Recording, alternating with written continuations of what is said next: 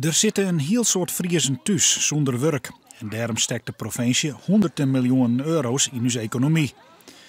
Dat geld komt uit de verkoop van energiebedrijf Nuon. Deze economische oppepper is hut nodig. Het is noodzaak dat van wat er verzinnen wordt door ondernemers, dat net weer geïnvesteerd wordt en grotendeels achterhouden wordt.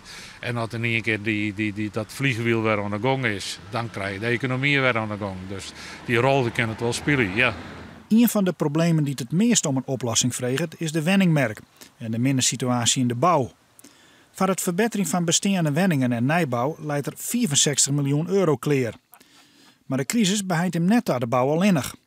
Banken lenen kwalijk nog geld uit aan het midden- en lietsbedrijf, waardoor er net meer investeerd wordt. De banken die ben wel heel voorzichtig worden. Dat ben je ondernemende banken die willen zekerheid op zekerheid op zekerheid. En daar gaan vooral de lietse bedrijven er een bot last van.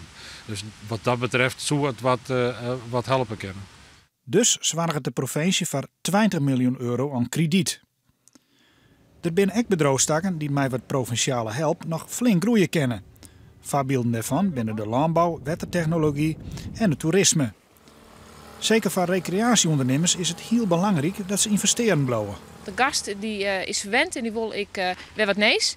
En die wil goede zaken treffen. Dus als ondernemer kan je eigenlijk in onze branche nooit achterover leunen. Je bent nooit klaar. Nije baan binnen mooi. Maar mensen moeten wel kennen wat de werkjouwer vreegt. Daarom is er ook geld om het onderwijs beter aan te sluiten op de arbeidsmarkt.